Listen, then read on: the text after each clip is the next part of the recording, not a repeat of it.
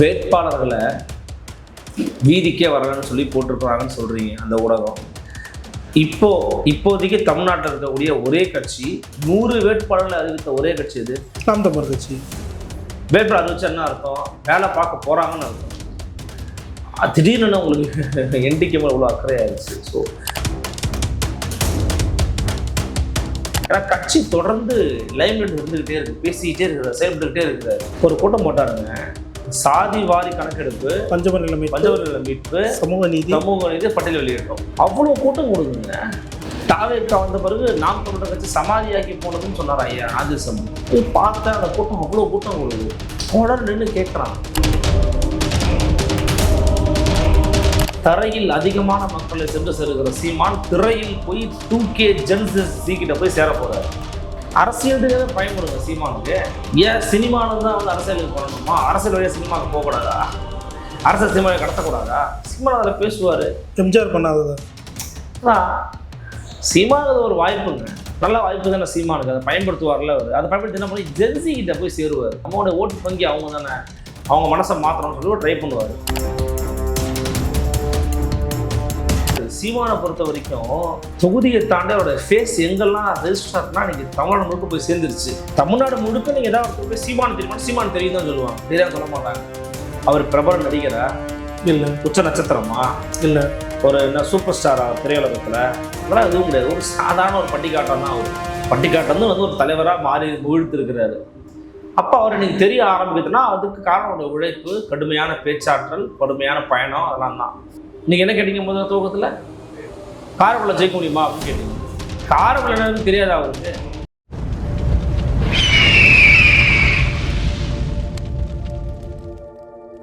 Sir, 2026 எலெக்ஷனில் வந்து எப்படியாச்சும் இரட்டை இலக்கத்தை நோக்கியும் சட்டமன்றத்துக்குள்ள இந்த வாட்டி நாம் தமிழர் கட்சியின் வேட்பாளர் வந்து இடம்பெற வேண்டும்ன்றதை நோக்கி நாம் தமிழர் கட்சி வந்து நகர்ந்துட்டு வருது. இந்த வேளையில் ஒரு பிரசித்தி பெற்ற வார இதழ் வந்து ஒரு செய்தியை வந்து வெளியிடுறாங்க. வந்து மாவட்ட புள்ளிகள் கிட்ட வந்து சரியான ரெஸ்பான்ஸ் இல்லை எம்டிகேல அப்படின்னு சொல்லிட்டோம். களத்திற்கு வேட்பாளர்கள் வர மறுக்கிறார்கள் அப்படின்ற ஒரு விஷயமும் வந்து இடம்பெற்றிருக்கு. எப்படி பார்க்குறீங்க இதை? இல்லை, நான் விஷயத்தை சேகரித்த வரைக்கும் செய்தியை வந்து நாங்கள் மறுக்கிறோன்னு சொல்லி அந்த கட்சியினுடைய செய்தி தொடர்பாளர்கள் பல பேர்கிட்ட பேசுகிறேன். கார்த்திகை சொல்லிட்டு கூட நம்ம வந்து விசாரிக்கும் போது அவரோட தரப்புல அந்த செய்தியாக நண்பர்கள்ட்ட சொன்னாங்க, இல்லைங்க அப்படி செய்தி ஒன்று கிடையாதுங்க அப்படின்னு மறுக்கிறாங்க. என்னை கேட்டிங்கன்னா அந்த செய்தி உண்மையா பொய்யா அப்படிங்கிறத தாண்டி அந்த கட்சி வேலை பார்க்குதா இல்லையா, இருக்கா இல்லையாங்கிறது கட்சியின் செயல்பாடை பார்க்கும்போது நமக்கு தெரியுது. இப்போது வேட்பாளர்களை வீதிக்கே வரலன்னு சொல்லி போட்டிருக்கிறாங்கன்னு சொல்கிறீங்க அந்த ஊடகம். இப்போதைக்கு தமிழ்நாட்டில் இருக்கக்கூடிய ஒரே கட்சி 100 வேட்பாளர்களை அறிவித்த ஒரே கட்சி இது நாம் தமிழர் கட்சி. வேட்பாளர் அறிவிச்சா என்ன அர்த்தம்? வேலை பார்க்க போகிறாங்கன்னு அர்த்தம். திடீர்னு உங்களுக்கு என்டிகே மேலே இவ்வளோ அக்கறை ஆயிடுச்சு. ஸோ என்னையை பொறுத்த வரைக்கும் என்டிகே வந்து அவனுடைய கேண்டிடேட்ஸை போட ஆரம்பிச்சிட்டாங்க, போட்டு முடிக்க போகிறாங்க கிட்டத்தட்ட. ஏன்னா கூட்டணி கிடையாது சார், தனிச்சு தான் நிற்க போகிறாங்க அவங்க இப்போதைக்கு. அதாவது தெரியுது, நமக்கு நல்லாவே தெரியுது, கண்ணுக்கு கிட்டது வரைக்கும் கூட்டணி கிடையாது. அப்போ அவங்களுடைய 117 ஆண்கள் 117 பெண்களுங்கிறத அவர் சாதிக்க போகிறாரு, திருப்பி அதை பண்ண போகிறாரு. சிவகங்கையில் காரைக்குடியில் வைக்க போகிறாரு கூட்டம். அது திருச்சியிலையா மாநாடு? திருச்சியில் வைக்க போகிறாரு மாநாட்டை February 21 நீங்கள் பார்க்க தான் போகிறீங்க. அவர் பிரம்மாண்டமான ஒரு மாநாடு ஏற்பாடு பண்ணியிருக்கிறாரு. நிறைய புதிய விஷயங்களும் நிறைய ஆச்சரியங்களும் நிறைய விஷயங்களும் நீங்கள் அதில் பார்ப்பீங்க. நிறைய பேர் பிரமிச்சு போகாலும் சில விஷயங்களை பண்ண போகிறாரு திரு சீமான். அப்போது அதில் வந்து நமக்கு தெரியும் என்ன பண்ணுறாரு ஏது பண்ணுறாருன்னு தெரிய போகுது. அதனால் வேலையே பார்க்கல, கூப்பிட்டா போகலைங்கிறது என்னன்றதுங்கிறது வந்து இன்டீட்டெயிலாக நமக்கு தெரியல. இன்னொன்று எல்லா கட்சியிலையுமே சுணக்கம் இருக்கும், எல்லா நேரமும் சுணக்கம். பொருளாதார ரீதியாக இருக்கலாம், உடல் ரீதியாக இருக்கலாம், மன ரீதியாக இருக்கலாம். அது வந்து ஒரு கட்சியை வந்து ஒட்டுமொத்தமான பாதிக்கக்கூடிய அளவுக்கு போகாது. ஏன்னா கட்சி தொடர்ந்து லைம்லைட் இருந்துக்கிட்டே இருக்குது, பேசிக்கிட்டே இருக்கிறார், செயல்பட்டுக்கிட்டே இருக்கிறார். ஒரு கூட்டம் போட்டாருங்க, சாதி வாரி கணக்கெடுப்பு, பஞ்சவர் மீட்பு, சமூக நீதி பட்டியல் வெளியிட்டோம். அவ்வளோ கூட்டம் கொடுக்குங்க. தாவேக்கா வந்த பிறகு நாம் தமிழர் கட்சி சமாதியாக்கி போனதுன்னு சொன்னார் ஐயா ஆதிசம். போய் பார்த்தா அந்த கூட்டம் அவ்வளோ கூட்டம் கொடுக்குது. உடனே நின்று கேட்குறான். இன்னொன்று, அவன் கருத்தோடு ஒன்றி போய் நிற்கிறான். சீமான்ற ஒரு இயக்குனர், அவர் ஒரு இயக்குனர், நடிகர் அப்படின்னா அவன் போய் நிற்கிறான். அந்த மாதிரிலாம் இன்னொன்று அவரும் வந்து அதுக்கு முக்கியத்துவம் கொடுக்கல. இப்போ ஒரு படம் ஒன்று வெளியே வரப்போகுது தெரியுமா? ஒரு படம் ஒன்று வெளியே வரப்போகுது நடிச்சு, லவ் இன்சூரன்ஸ் கம்பெனி. ஆமாம், அந்த படம் வரப்போகுது. அதுக்கு முக்கியத்துவம் கொடுக்கல. அது ஒரு பார்ட், அது ஒரு நல்ல மூவ் ஆக்சுவலி. தரையில் அதிகமான மக்களை சென்று சேருகிற சீமான் திரையில் போய் 2K ஜென்சி கிட்ட போய் சேர போறாரு. அரசியலுக்காக பயன்படுங்க சீமானுக்கு. ஏன் சினிமானு தான் வந்து அரசியலுக்கு பண்ணணுமா? அரசியல் வழியாக சினிமாவுக்கு போகக்கூடாதா? அரசியல் சினிமாவை கடத்தக்கூடாதா? சீமான் அதில் பேசுவார். எம்ஜிஆர் பண்ணாததா? அதான் சீமானுக்கு ஒரு வாய்ப்புங்க. ஒரு அப்பாவை நினச்சிருக்காருன்னு சொல்கிறாங்க. நல்ல வாய்ப்பு தானே சீமானுக்கு. அதை பயன்படுத்துவார்ல அவர். அதை பயன்படுத்தி என்ன பண்ணி ஜென்சி கிட்ட போய் சேருவார். ஜென்சி கிட்ட போய் சேரணும். அப்போ தான் நமக்கு நம்மளுடைய ஓட்டு வங்கி அவங்க தானே, அவங்க மனசை மாற்றணும்னு சொல்லி ட்ரை பண்ணுவார். அப்போ என்னன்னா, இவ்வளோ பல வேலைகளை பார்த்துக்கிட்டு இருக்கிற கட்சி வேலை பார்க்கல, வாக்காளர்கள் வரலை. எனக்கு தெரிஞ்சபடி யார் தடவை போகாமல் இருப்பாங்க? 2 பேர் தான் போகாமல் இருப்பாங்க. ஒன்று சீமானும், இடுமானம் கார்த்தி. ஏன்னா சீமான் அவர்களுக்கு கட்சியில் எல்லா வேலையும் அவர் பார்க்கணும். தலைவர் ஒருங்கிணைப்பாளர் அவர் தான். திருமாவளவன் கார்த்தி அவர்கள் வேட்பாளர் அறிவிக்கப்பட்டாலுமே கூட ஊடக விவாதங்களை கலந்து கொள்வதாக இருக்கட்டும், இன்னும் மற்ற பணிகளை பண்ணுறதா இருக்கட்டும், எல்லாமே அவர் பண்ண வேண்டியதாக இருக்குது. ஒரு அறிக்கை எழுதுறதுலேருந்து பல விவகாரங்கள்லேருந்து அவருக்கு அங்கே வந்து அந்த இதழ் பணி, புதிய இதழ் நடத்துகிறாங்க. இப்படி பல பணிகளை அவர் கட்சியில் பார்த்துக்கிட்டு இருக்கிறாரு. ஒரு முழுநேர கட்சி பணியாளருங்க அவர் இடுமானம் கார்த்தி. அவர் வேதாரணத்துக்கு அறிவிச்சிட்டார் வேட்பாளராக அவர். அப்போ ஒரு வேதாரணத்துக்கும் போகணும். எனக்கு தெரிஞ்ச அவர் எல்லாத்தையும் கோஆர்டினேட் பண்ணுறாரு. எங்கெங்க என்னென்ன வேலையை பார்க்கணுன்றதை உள்வாங்கி கோஆர்டினேட் பண்ணிகிட்டு இருக்காரு. அடிக்கிட்ட அவரால் போக முடியாது. அப்போ 2 பேர் தான் போகல. ஒன்று சீமானும் கார்த்தி மட்டும் தான் போகல. மிச்சம் எல்லாரும் களத்தை தான் இருக்கிறாங்க. எனக்கு தெரிஞ்சு எல்லாரும் வேலையை பார்த்துட்டு தாங்க இருக்கிறாங்க. அந்த மாதிரி ஒன்றும் சொல்லக்கூடிய அளவுக்கு நமக்கு விஷயம் அவ்வளோவா ஒரு ட்ரூவாக தெரியல. முதற்கட்ட வேட்பாளர் 100 பேரை வந்து அறிவிச்சிருக்காங்க. அந்த செய்தி கூட நீங்கள் சொல்லியிருந்தீங்க. அதில் இதற்கு முன்னாடி ஒரு சில தொகுதிகளில் அறிவித்த வேட்பாளர்களோட பேரும் வந்து மாற்றப்பட்டிருக்கு. காரணம் கேட்கும்போது நாம் தமிழர் தரப்புலேருந்து என்ன சொல்கிறாங்கன்னா, களத்தில் வேலை செய்யாத வேட்பாளர் பேரை வந்து நாங்கள் நீக்கிட்டோம், அதனால தான் புதிய வேட்பாளர், களத்தில் வேலை செய்யக்கூடிய வேட்பாளர்களை வந்து போட்டிருக்கோம் அப்படின்னு சொல்லிட்டு ஒரு விஷயத்த வந்து சொல்கிறாங்க. இந்த விஷயத்தை எப்படி பார்க்குறீங்க? வித்தியாசமாக இருக்கு. அப்போ கொஞ்சம் அவசரப்படக்கூடாது சீமான். நாம் கொஞ்சம் அவசரப்படக்கூடாது. ஏன்னா நீங்கள் பல இடங்களில் போய் வேட்பாளரை அறிவிக்கிறீங்க, முழக்கம் போடுறாங்க, மாலை போடுறீங்க, இந்த துண்டை போடுறீங்கல்ல. அப்போ அவங்க மாற்றிருக்காங்கன்னு சொல்கிறாங்க. 100 பேர் அவங்கள மாற்றிருக்காங்க. ஒரு தொகுதியில் எத்தனை தொகுதியில் அவங்க மாற்றிருக்காங்க? நான் பார்த்த வரைக்கும் அந்த 100 வேட்பாளர் 2 தொகுதிகளில் மாற்றம். 2 தொகுதியில் ஒரு பெரிய இஷ்யூஸ் இல்லை. வேறு ஏதாவது ரீசன்ஸ் இருக்கலாம், அதெல்லாம் ஒரு பெரிய இல்லை. ஒரு 40 தொகுதி 50 தொகுதி மாற்றிருக்காங்களா? இல்லை, அப்படி இல்லைல்ல. அப்புறம் ஒரு பெரிய மேட்ரே கிடையாது. நடக்கிற ஒன்று தான் அதெல்லாம். குறிப்பாக காரைக்குடியில் அவர் நிற்பார் சொல்லிட்டு கிட்டத்தட்ட உறுதியாகக்கூடிய ஒரு விஷயமா இருக்கிற வேலையில் இப்போ ஒரு சில செய்திகள்லாம் வெளியாகுது. அது வந்து தேசிய கட்சிகளின் கட்டுப்பாட்டில் இருக்கக்கூடிய ஒரு தொகுதியாக இருக்குது. அங்கே வந்து சீமானவர்கள் வந்து களம் அந்த அளவுக்கு சாதகமாக அமையுமா அப்படின்ற மாதிரி, சீமானவர்கள் ஏன் இந்த ரிஸ்க்கை எடுக்கிறாரு அப்படின்ற ஒரு கேள்வியும் இருக்குது. ஏன்னா திருவொற்றியூரில் 24% கிட்ட எடுத்திருந்தாரு. ஸோ அங்கேயே திருப்பி பயணிக்கலாம் அப்படின்ற ஒரு கேள்விகள்லாம் வைக்கப்படுது. சீமானுக்கு அந்த காரைக்குடி தொகுதி ரிஸ்க் ஃபேக்டராக அமையும் வாய்ப்பு இருக்கா? திமுக சீமானை பொறுத்த வரைக்கும் தொகுதியை தாண்டி அவரோட ஃபேஸ் எங்கெல்லாம் ரெஜிஸ்டர்னா நீங்கள் தமிழ்நாடு முழுக்க போய் சேர்ந்துருச்சு. தமிழ்நாடு முழுக்க நீங்கள் ஏதாவது ஒருத்தருக்கு போய் சீமானு தெரியுமா, சீமானு தெரியும் தான் சொல்லுவாங்க, தெரியாமல் சொல்ல மாட்டாங்க. அவர் பிரபல நடிகரா? இல்லை. உச்ச நட்சத்திரமா? இல்லை. ஒரு என்ன சூப்பர் ஸ்டார் அவர் திரையுலகத்தில்? இதெல்லாம் எதுவும் கிடையாது. ஒரு சாதாரண ஒரு பட்டிக்காட்டம் தான் அவர். இப்போ வரைக்குமே பட்டிக்காட்டம் வந்து ஒரு தலைவராக மாறி முகிழ்த்திருக்கிறாரு. அப்போ அவர் நீங்கள் தெரிய ஆரம்பிக்குதுன்னா அதுக்கு காரணம் உழைப்பு, கடுமையான பேச்சாற்றல், கடுமையான பயணம், அதெல்லாம் தான். தமிழ்நாட்டில் எந்த ரூட்டு, எந்த இடத்துல எந்த ஆள், எந்த நபர்கள் எந்த இடத்துல வசிக்கிறாங்க கூட அவர் தெரியுங்க. சாதி ரீதியாக அவர் கணக்கு எடுத்திருக்கிறாரு, மத ரீதியாக கணக்கு எடுத்திருக்கிறாரு, மொழி ரீதியாக கணக்கு எடுத்திருக்கிறாரு. தமிழ்நாடு முழுக்க மக்கள்லாம் எப்படி பரவி வாழ்கிறாங்க, எவ்வளோ வேறுபாடுகள் மக்கள் மத்தியில் இருக்குன்னு தெரியும். ஏன்னா அவர் களத்துக்கு போய் பார்க்குறாரு. கண்ணை முட்டை அவர் துறையூர்லேருந்து இந்த இடத்துக்கு எப்போ நான் போகணும்னு கேட்டீங்கன்னா பதில் சொல்லுவார். எங்கே இப்படி தானே போனோம் தம்பி அப்படின்னு சொல்லுவார். கன்னியாகுமரி நாங்கள் எப்போ போனோம் சொல்லுவார். இதெல்லாம் எல்லாத்துக்கும் கேட்டு தெரிஞ்சு எல்லாரும் சொல்லிடுவாங்களா? ஒரு பெரிய கம்பசூத்திரம்னு நான் சொல்ல வரல. ஆனால் இதெல்லாம் ஒரு அரசியல் தலைவனுக்கு அடிப்படை. ரூட்டு தெரியணும், தமிழ்நாடோட நிலம் தெரியணும், வரைபடம் தெரியணும், மண்ணை தெரியணும், மக்களை தெரியணும், மொழியை தெரியணும், அவன் பின்பற்றக்கூடிய சமயத்தின் வரைக்கும் நீங்கள் தெரிஞ்சு வச்சிருக்கணும். அப்போ இவ்வளவையும் தெரிஞ்சிருக்கிற சீமான் நீங்கள் என்ன கேட்டீங்க முதல் துவக்கத்தில்? காரைக்குடில ஜெயிக்க முடியுமா அப்படின்னு கேட்டீங்க. காரைக்குடி என்னன்னு தெரியாதா அவருக்கு?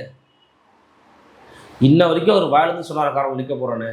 இல்லை. அப்போ நம்ம உறுதிப்படுத்த வேண்டாம். ஆனால் வாய்ப்பு இருக்கு, வாய்ப்பு இருக்குது, கட்டாய வாய்ப்பு இருக்குது. Okay sir. இதைத் தொடர்ந்து சமீபத்தில் நேற்றைய தினம் வந்து விஜய் அவர்களோட மீட்டிங் பாண்டிச்சேரியில் நடைபெற்றது. அதில் ஒரு சில விஷயங்கள் வந்து கேள்விகளை வந்து எழுப்பியிருக்கு. அங்கே ஆளுங்கட்சியாக இருக்கக்கூடிய கட்சியை வந்து விமர்சிக்காமல் கூட்டணி ஆட்சி தான் அங்கே நடைபெறுது. ஆனால் பாஜகவை வந்து பெருசாக விமர்சிக்கிறாரு. பாஜகவை கொஞ்சம் ஆனால் சாஃப்டாக தான் விமர்சிக்கிறாரு. இந்த மூவை எப்படி பார்க்குறீங்க? எதற்காக இப்படி வந்து ஐயா ராமசாமி, அதாவது ராமசாமின்றது வந்து நான் இதுக்காக சொல்கிறேன், தவறாக எடுத்துக்கோன்னா, ஐயா ராமசாமி தான் கொள்கை வழிகாட்டினாரு. ஆனால் ரங்கசாமி ராமசாமி பின்பற்றாத போதும் கூட ரங்கசாமி ஆதரிக்கிறீங்கன்னா அப்போ நீங்கள் உண்மையில ராமசாமியை ஆதரிக்கலன்னு அர்த்தம். அப்போ ராமசாமியை ஆதரிக்காத அல்லது பின்பற்றாத ரங்கசாமி நீங்கள் ஆதரிக்கிறா, அப்போ நீங்கள் ரங்கசாமி பின்னாடி போறீங்கன்னா அப்போ உங்கள் பின்னாடி பிஜேபி சாமி இருக்குதான்றதை இப்போ கேள்வி சொல்றது உங்களுக்கு புரிஞ்சுச்சா? புரியுது. பெரியார் உங்களுடைய கொள்கையை வழிகாட்டியா இருக்கிறாரு. நீங்கள் உங்கள் கொள்கையிலே பிஜேபி சொல்றீங்க. அந்த பிஜேபியோட இந்த ரங்கசாமி ஐயாவுக்கு என்ன வேலை வேண்டி கிடக்குது? கூட்டணியை விட்டு வெளியில வாங்க. என்ன சொல்லலாம்? கூட்டணி விட்டு வெளியே வாங்க, பேசுங்க. அங்க போய் திமுக கூட்டம் கொடுக்கல, திமுக பாதுகாப்பு கொடுக்கல, திமுகவுக்கு தான் ஓட்டே போடவே. சாமி சாமி, புதுச்சேரியில் திமுக யார் சங்க ஓட்டு போட்டாங்க? புதுச்சேரி யார் ஆட்சியில் இருக்கா? என்ன காங்கிரஸ் இருக்கு, கூட யார் இருக்கா? பாஜக. அப்புறம் எதுக்கு திமுக பத்தி பேசுறீங்க? சிரிப்பு வரலையா?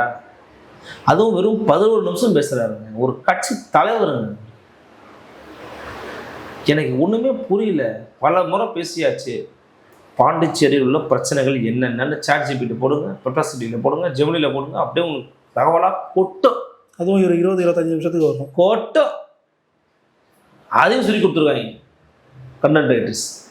இல்லை என்னது, நான் ஒன்று தாங்க சொல்லுவேன். விஜய் அவர்களுடைய மக்கள் சந்திப்பு அப்படிங்கிறது யதார்த்தமானதாக இருக்கணும். உண்மையிலேயே மக்களுக்கானதாக இருக்கணும்னா மக்கள்கிட்ட இருந்து பிரச்சனையை அவர் கேட்கணும். மக்களை முதல்ல மேலே ஏற்றி பேச வைக்கணும். ராமசாமி வா, குப்புசாமி வா, பேச வைக்கணுங்க. ஏன் பயப்படுறாருன்னா அவங்க மேலே வந்தானே இவரை போட்டு புராண்டி எடுத்துருவாங்க. ஏன் பயப்படுறாரு? இன்னும் அந்த இளைஞர்களை அரசியல்மயப்படுத்தாமல் இருக்கிறாரு. அதுக்கான வேலை திட்டங்களே இல்லாமல் இருக்காரு. ஒரு செங்கோட சேர்த்தா கட்சியை வளர்ந்துச்சு நினைக்கிறாரு அவர். நீங்கள் அவர் என்ன பண்ணுவீங்க? ஒரு 4 சம்பத்து வந்தால் கட்சியோடைய எல்லா வேலையும் முடிஞ்சு போச்சு நினைக்கிறாரு. அவரே பாவம், உட முடியாது 4 சம்பத்து. அவர் திமுக மீது இருக்கிற திமுகவை கருவறுக்காமல் ஒழிக்க மாட்டேன் என்று சபதம் செய்திருக்கிறாருன்னு நினைக்கிறேன் ஐயா 4 சம்பத்து. அவர் அந்தளவு பேசிட்டு இருக்கிறார் ஒரு வாரத்தில். ஆமாம், அப்படி பேசுறதுனால எல்லாம் மாறிடுமான்னு கேட்டால் மாறாது. ஏன்னா அவரையே அவங்க தூக்கி போட்டு மிதிப்பாங்க. யார் 4 சம்பத்தையும் தூக்கி மிதிச்சிருக்காங்க திமுக. இப்போ போனால் சும்மா விட்டுருவாங்களா? இன்னும் போட அடிப்பாங்க. அப்போது விஜய் அவர்களுக்கு அந்த நோக்கம் இல்லைங்க. புதுச்சேரியில் போய் என்ன பேசணும், எப்படி பேசணும், யாரை எதிர்த்து பேசணும், யாரை பாராட்டி பேசணுங்கிறது ஐயாவுக்கு தெரியல. தெரியாத நிலையில் அப்படி வந்து நிற்கிது. ஒரு அலையன்ஸ்க்காக இந்த பேச்சுவார்த்தை இருக்குமோ?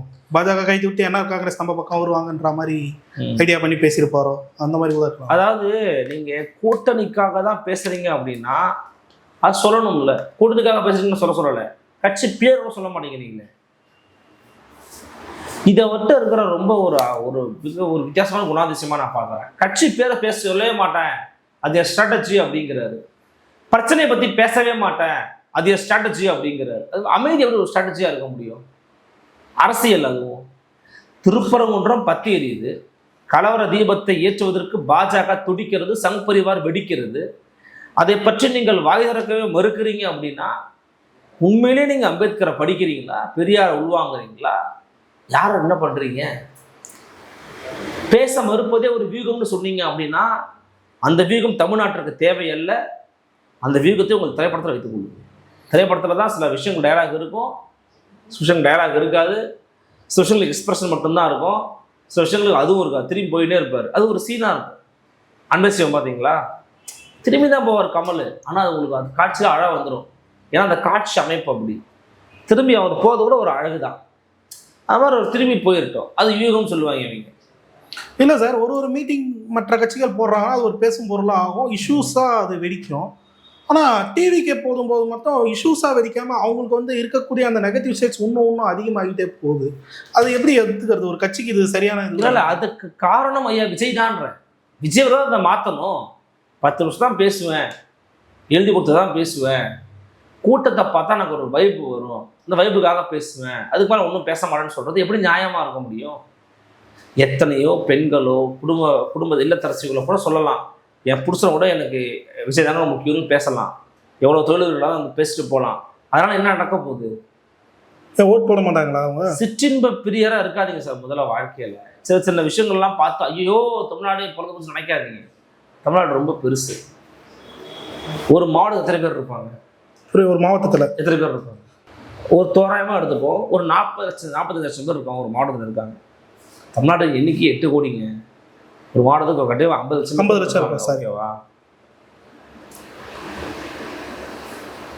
ஒட்டுமொத்தமாக இப்போ தருமபுரி போகிறாரு, ஈரோடு போகிறாருன்னா ஈரோடு சுற்றி இருக்கக்கூடிய பல பகுதியிலேருந்து வந்திருப்பான். 30,000 பேர் தான் அந்த மாநாடு மாதிரி மாறிடும். நான் சொன்ன 30 லட்சம் பேர் இருக்காங்க. 30,000 பேர் வந்து மாறின மாதிரி ஆகிடும். அந்த 30,000 பேர் உங்கள்கிட்ட மட்டுமே இருக்கணும். அவனை நீங்கள் கேன்வாஸ் பண்ணிட்டே இருக்கணும். அவன் வெளியே போயிடக்கூடாது. இல்லை அதிமுக இருக்குது, நாம் தமிழர் கட்சி இருக்குது, பிஜேபி, இவங்க வந்து ஓட்டு பிரிக்கவும் கூடாது. இந்த மேட்டர்லாம் நீங்கள் பண்ணணும்னா கன்சிஸ்டண்டாக நீங்கள் கிரவுண்டில் போய் நிற்கணும். நிற்காம கூட்டம் வருது, கூட்டம்லாம் ஓட்டாமல் இப்படி ஓட்டா மாறும். ஒர்க்கு கிரவுண்டில் என்ன பண்ணுறீங்க?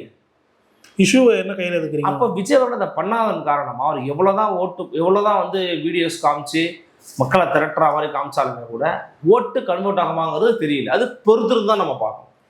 செய்தியாக ஒரே ஒரு கேள்வி தான் சார். நாம் தமிழர் கட்சி வந்து பல நிர்வாகிகள் வந்து முன்னாடி விலகி இருந்ததை வந்து பார்க்க முடியுது.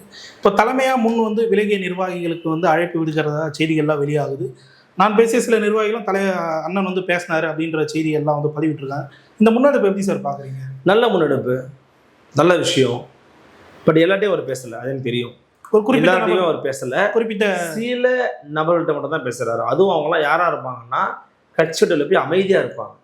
நிச்சயமா புறணி பேசுறது, கத்துறது, அவமானமாக பேசுறது, கெட்ட வார்த்தை பேசுறது, கொச்சையாக பேசலாம் கண்டுக்கவே மாட்டார், மதிக்கவே இல்லை. அவர் அமைதியாக இருக்கணும்னு அரவணைக்க பார்க்குறாரு. அதாவது தலைமை பண்புக்கு அழகு. அதை சீமான பரணும் நம்ம வந்து சொல்லிக்கிட்டு இருந்தாங்க. காளியம்மாலாம் இங்கே வந்து போயிருக்கக்கூடாதுங்க, அவங்க இருக்கணும். ஆக்குங்க, பிரச்சனை தான் வந்து பேசி தீர்த்துக்குங்க. எந்த கட்சியில் பிரச்சனை இல்லை, தீர்த்துக்குங்க. ஒரு தமிழ் தேசிய கட்சியாக வளர்ந்துக்கிட்டு இருக்கீங்க. சில சண்டைகள்லாம் பார்த்தா முடியுமா? தவளை கதை மாதிரி போகக்கூடாது. தமிழ்நாட்டில் நாம் தமிழர் கட்சிக்கோ இல்லை மற்ற தமிழ் இயக்கங்களுக்கோ அப்படி போயிடக்கூடாது. ஒருத்தர் மரம் போனால் நீயும் மேலே போ, இல்லது பின்னாடி போ, அல்லது ஏறி போன ஏணி எட்டு ஒதுக்காமல் இரு, அவ்வளோதான். அடுத்தவனுக்கு உதவி பண்ண முடிஞ்சு போச்சு. கைப்பிடிச்சி விடுறாங்க கூட பரவாயில்ல. இப்போ அந்த வேலையை அவர் பார்க்கணும். பார்க்குறது நல்லது தான், நல்ல முயற்சி தான். நான் மனதார பாராட்டுறேன். இன்னைக்கு கூட்டணி அதிமுக யாரெல்லாம் இருக்காங்க? பாஜக இருக்காங்க. நாளைக்கு யாரெல்லாம் வந்து சேருவாங்க உங்களுக்கு தெரியுமா? வாய்ப்பு தெரியல. அப்போ சேர்ந்த பிறகு களம் மாறுமா மாறாதா? நிச்சயம் மாறும். அப்போ மாறின பிறகு இந்த அலைன்ஸ் இந்த பேசுறது இருக்குமா இருக்காதா? இருக்காது. அப்போது இந்த கூட்டணி பேச்சுவார்த்தையெல்லாம் முடிகிறதுக்கு முன்னாடியே, யார் எங்கே இருக்கிறாங்கன்னு தெரியறதுக்கு முன்னாடியே, இவன் இவ்வளவு தான் வாங்குவான், அவன் அவ்வளவு தான் வாங்குவான்னு சொல்கிறதுங்கிறது வந்து ஒரு அந்த நேரத்து மயக்கம், அந்தந்த நேரத்து நியாயங்கள். அவங்களுக்கு என்னென்னா தேவையோ, ஜெயமோகன் சொல்லுவார், அந்தந்த நேரத்து நியாயங்கள். உனக்கு தப்பாக எனக்கு சரியாக, தப்பாக உனக்கு சரியாக இருக்கும். அந்த மாதிரி தான் தினமலர் ஊடகங்கள்லாம் பண்ணுறது. அன்னைக்கு பெருசாக கண்டுக்கிறவே வேண்டாம் எனக்கு தெரிஞ்சு. ஏன்னா தினமலர் வந்து யாரை பாராட்டுவாங்கன்னா, துக்ளக் யாரை பாராட்டுவாங்கன்னா ஆன்டி டிஎம்கே தான் பாராட்டுவாங்க. பெரியார் மண் அல்ல, பெரியாரே மண் அப்படின்னு சீமான் சொல்லும்போது குருமூர்த்தி ஏன் பாராட்டுறாரு? பெரியார் அவருக்கும் எதிரியா. ஆனால் பெரியார் எதிராக கருதுறதுனால குருமூர்த்தி சீமானும் ஒன்னான்னு கேட்டால் ஒன்றும் இல்லை. இல்லை, வேற வேற கருத்து தானே சார் ஒன்று. வேற கருத்தில் இருக்கிறவங்களா இருந்தாலும் பெரியார் எதிர்ப்புல ஒன்றா நிற்கிறாங்க, அதனாலே இவங்கெல்லாம் ஒன்றுன்னு சொல்ல முடியுமா? முடியாது. அதே போல தான் இல்லை. ஆன்டி டிஎம்கேவாக இருக்கிறதுனால விஜய்க்கு இவங்க முக்கியத்துவத்தை கொடுக்குறாங்க. இப்போ விஜய் தான் சொல்லணும், அது தாவேக்கா தான் சொல்லணும். தினம் சொல்கிறதாங்க சரி. பார்த்தீங்களா, இவ்வளோ எடுத்து பேசுகிறாங்கன்னு நினைக்கிறேன், கேள்விப்பட்டேன். அப்படி பேசுனாங்கன்னா அப்போ என்னன்றது தெரிஞ்சிடும்.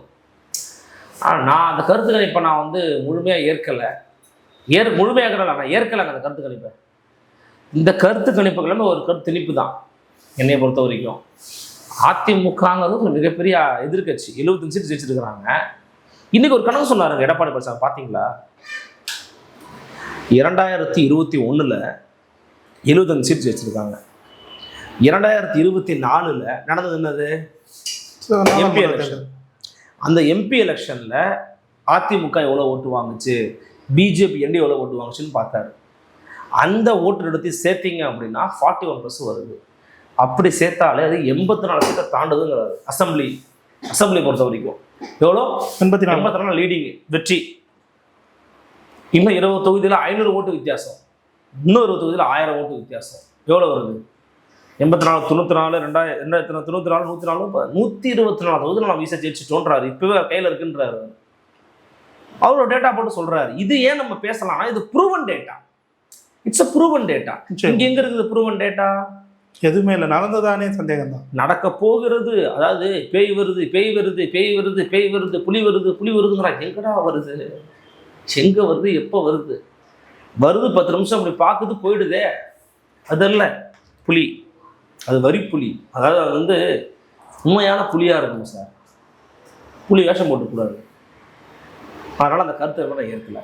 இதை தொடர்ந்து அதிமுகவோட பொதுக்குழு கூட்டம் இன்னைக்கு வந்து நடைபெற்றது. பெரிதும் எதிர்பார்க்கப்பட்டது ஓபிஎஸ் வந்து திரும்பி இணைவாரா அப்படின்ற ஒரு கேள்விகள்லாம் இருந்து, காலையில் ஓபிஎஸ் அவசரமாக கிளம்பி போகும்போது நிச்சயம் வந்து இணைய வாய்ப்புள்ளது அப்படின்ற மாதிரி ஒரு பக்க செய்திகள்லாம் போச்சு. ஆனால் இறுதியில் அவரையே வந்து எதிர்க்கக்கூடிய சூழலும் அங்கே உருவானதெல்லாம் பார்க்க முடியுது. ஸோ இப்போ ஓபிஎஸோட நிலை என்ன அப்படின்றது தான் ஒரு கேள்வியாக இருக்குது. ஏடிஎம்கேல மீண்டும் இணைவாரா அல்லது என்டிஏ கூட்டணியில் சேர்ந்து பயணிப்பாரா திருப்பி ஏடிஎம்கே அலையன்ஸில் அப்படின்ற மாதிரி ஒரு கேள்விகள்லாம் இருக்குது. நீங்கள் எப்படி பார்க்குறீங்க? அதை தனியாக அமைப்பு தொடங்குவார். தனியாக அமைப்பு தொடங்கினா யார் கூட நிற்பாருன்ற ஒரு தனியாக தான் நிற்பார். தனியாக அமைப்பு தொடங்குறது எதுக்காக? தனியாக நிற்கிறதுக்காக தான். இல்லையா கூட இப்போ கூட்டணியில் போய் நிற்பார், விஜய்கிட்ட ஒரு சீட்டு கேட்பார், அவ்வளோதான். அவரோட அரசியல் சகாப்தம் முடிந்து போனது. ஓபிஎஸ்ஸின் அரசியல் எதிர்காலம் பூஜ்ஜியமானது.